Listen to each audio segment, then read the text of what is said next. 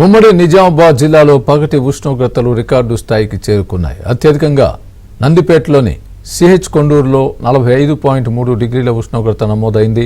రామారెడ్డిలో 44.8 గరిష్ట ఉష్ణోగ్రత నమోదైంది. పెరుగుతున్న ఉష్ణోగ్రతలతో జనం అల్లాడిపోతున్నారు. భానుడి భగభగలకు తీవ్ర ఇబ్బందులు పడుతున్నారు. ఇళ్లలో నుంచి బయటకు వచ్చేందుకు జనం భయపడుతున్నారు. దీంతో వ్యాపార కేంద్రాలు వెలవెలబోతున్నాయి. దీనికి సంబంధించి పూర్తి అప్డేట్ మా ప్రతినిధి శ్రీపతి అందిస్తారు. శ్రీపతి, నిజామాబాద్ జిల్లాలో భానుడు భగభగలాడుతున్నాడు. పగటి ఉష్ణోగ్రతలు 44 డిగ్రీలకు చేరుకున్నాయి.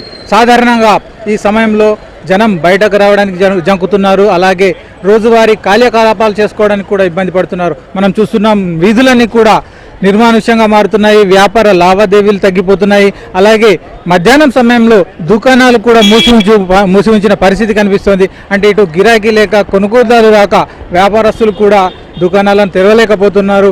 అలాగే రహదారులపై తిరగాల్సిన వారు, ఏదైతే రోజువారీ పనులు, ఉద్యోగాలు, వ్యాపారాలు, అలాగే కూలీలుగా ఉండేవారు లేదా కలెక్షన్లు చేసుకునే వ్యక్తులు కూడా ఈ సమయంలో మధ్యాహ్నం సమయంలో బయటకు వెళ్ళడానికి ఇబ్బంది పడుతున్న పరిస్థితి కనిపిస్తుంది. ఇటు నిజామాబాద్ జిల్లాలో అలాగే కామారెడ్డి జిల్లాలో ప్రస్తుతం 44 డిగ్రీల గరిష్ట ఉష్ణోగ్రత నమోదవుతోంది.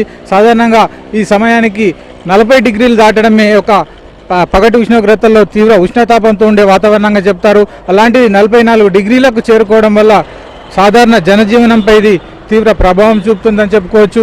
అలాగే ఉపాధి అవకాశాలకు బయటకు వెళ్ళేవారు కావచ్చు, అలాగే రోజువారీ వ్యాపారాలు చేసుకునేవారు కూడా ఈ వేసవి తీవ్రతకు చాలా ఇబ్బందులు పడుతున్నారు. ఈ విషయమైతో మనతో మాట్లాడడానికి స్థానికులు ఉన్నారు. బ్రదర్, చెప్పండి, మీరు ఏం పని చేస్తారు? ఈ ఎండల వల్ల మీకు ఎలాంటి ఇబ్బంది కలుగుతుంది? పొద్దున మధ్యాహ్నం నుంచి అయితే అసలు బండి మీద తిరగలేకపోతున్నాము. ఇంకొకటి ఏంటంటే మనీ కలెక్షన్ ఉంటుంది మాది. ఈ బండి నడిపితే కళ్ళు ఇట్లా మంటలేస్తున్నాయి. మొత్తం 44 డిగ్రీస్ ఉంది ఎండ. ఇంకొకటి ఏంటంటే వాటర్ తాగితే కూడా ఇట్లా డ్రై అయిపోతున్నాయి. మొత్తం బాగా హీట్ ఎక్కువైపోతుంది. కూలర్లు హెల్త్ పరంగా ఎలాంటి ఇబ్బందులు ఎదురవుతున్నాయి ఎండలకి? హెల్త్ అంటే ఇక కూల్ డ్రింక్స్, మళ్ళీ మజ్జిగ అవన్నీ తాగితేనే మనిషి జర బాగుంటుంది. సార్, చెప్పండి, ఎండల ఎఫెక్ట్ ఎట్లా ఉంది మీకు? చాలా ఈ ఎండ తీవ్రతకు చాలా ఇబ్బందిగా ఉంది. స్థానిక ప్రజలు పొద్దున్నే ఉదయం 10 గంటల నుంచి ఎవరు తిరగడం లేదు. దీని వ్యాపారాలు కూడా నత్తనడగా సాగుతున్నాయి. చాలా ఇబ్బందికరంగా పరిస్థితి బాగా కనబడుతుందండి. అంటే సాధారణంగా డే టైంలోనే గిరాకీలు ఎక్కువ ఉంటాయి. వ్యాపార లావాదేవీలకు ఎలా ఉండవు? గిరాకులు అయితే అసలే లేవండి. పొద్దున 9 నుంచి మేము తీసుకుంటున్నాము. మధ్యాహ్నం వచ్చి కూర్చుండాలంటే కూడా చాలా ఇబ్బందిగా ఉంది. ఎండ బాగున్నది, 44 డిగ్రీ.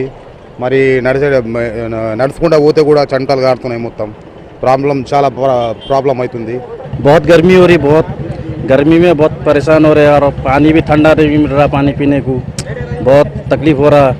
और गर्मी जो है 11 बजे से गर्मी चालू हो जा रही. बहुत गर्मी हो रही है और जाना आने के लिए प्रॉब्लम हो रहा. और छतरी भी नहीं है अपने पास, टोपी भी कैप भी नहीं है. ऐसे ही परेशानी है और क्या करेंगे.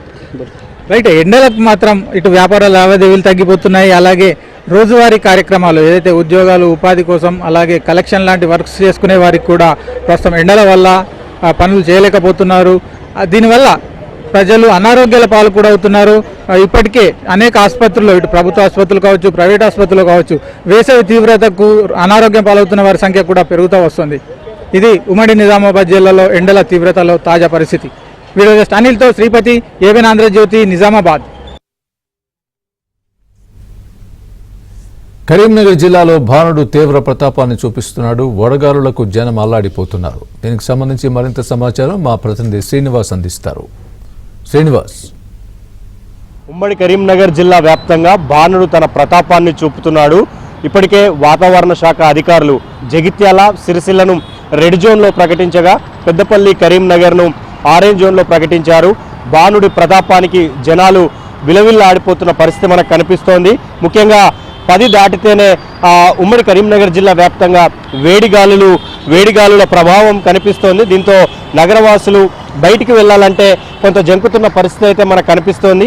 తెలంగాణ చౌక్లో మనం ఉన్నాము. ఇక్కడ ఎప్పుడైనా నిత్యం రద్దీగా ఉంటుంది. ఇసుకేస్తే రాలనంత జనంతో సందడిగా ఉంటుంది. కానీ ప్రస్తుతం ఈ ఎండల దాటికి జనాలు బయటికి రావాలంటేనే భయపడిపోతున్న పరిస్థితి అయితే మనకు కనిపిస్తోంది. సో కరీంనగర్లోని గంగాధర మండలంలో ఎక్కువగా 44.4 డిగ్రీల ఉష్ణోగ్రతలు నమోదయ్యాయి నిన్న.